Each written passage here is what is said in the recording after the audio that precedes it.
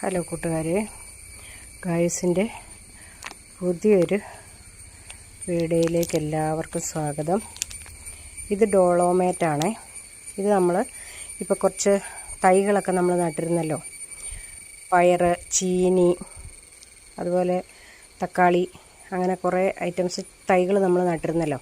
ആ നട്ടിരുന്ന തൈക്കൊക്കെ ഒരു നീക്കൂടെ പോട്ടി മിക്സ് ഇട്ട് കൊടുക്കാറായി.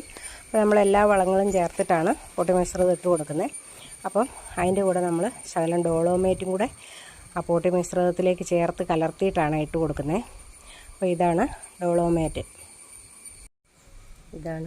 ഡോളോമേറ്റ്. അപ്പം ഈ ഡോളോമേറ്റ് ഇങ്ങനെ നമ്മൾ ഇതിലേക്ക് ഇട്ട് കൊടുത്തിട്ട്, അതുപോലെ തന്നെ കുറച്ച് ചാണകപ്പൊടിയും കൂടെ ഇട്ട് നമ്മൾ ഈ പോട്ടി മിശ്രിതം ഇങ്ങനെ ഇതാക്കി നമ്മളിപ്പോൾ നട്ട് വെച്ചിരിക്കുന്ന കുറച്ച് തൈകളൊക്കെ നട്ട് വെച്ചിട്ടുണ്ടല്ലോ, അപ്പോൾ അതിൻ്റെ ചുവട്ടിലേക്ക് ഇട്ട് കൊടുക്കാനാണേ.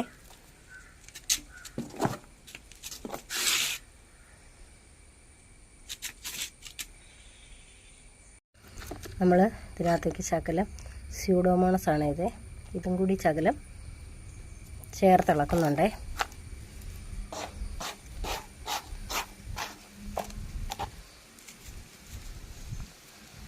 ചാണകപ്പൊടി, എല്ലുപൊടി, വേപ്പിൻ പിണ്ണാക്ക്, അതുപോലെ തന്നെ ഡോളോമേറ്റ്, സ്യൂഡോമോണസ്, അങ്ങനെയുള്ള എല്ലാം കൂടെ ചേർത്തിട്ടാണ് നമ്മൾ ഈ പോട്ടി മിശ്രിതം ഉണ്ടാക്കുന്നത്. അപ്പോൾ ഇതിനകത്ത് കുറച്ച് മണ്ണുമുണ്ട്.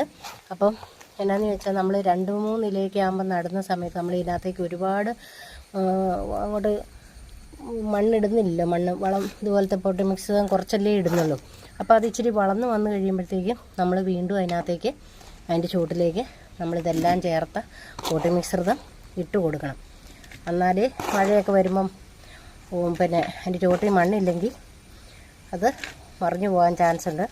അപ്പോൾ അങ്ങനെ പോകാതിരിക്കണമെങ്കിൽ നമ്മൾ എല്ലാ കൂട്ടവും ചേർത്ത വളക്കൂറുള്ള മണ്ണ് ഇട്ട് കൊടുക്കണം.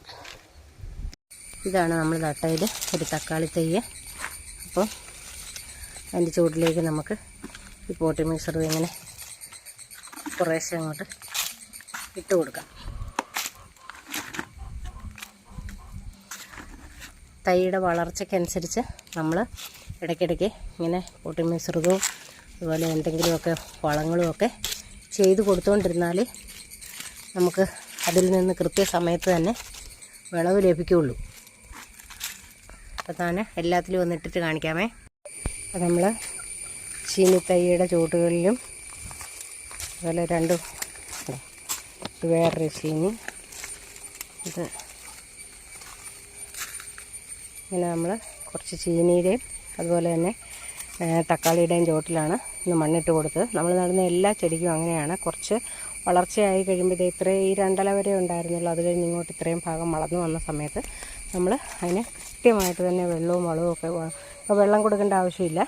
ഇപ്പം പോട്ടി മിശ്രിതം എല്ലാ കൂട്ടവും ചേർത്ത് ഇട്ട് കൊടുത്തെങ്കിലേ അത് നല്ല രീതിയിൽ വളർന്ന് വരുള്ളൂ. അപ്പോൾ ഇത്രയൊക്കെയാണ് ഇന്നത്തെ വീഡിയോ. അടുത്തൊരു വീഡിയോ ആയിട്ട് നാളെ കാണാമേ.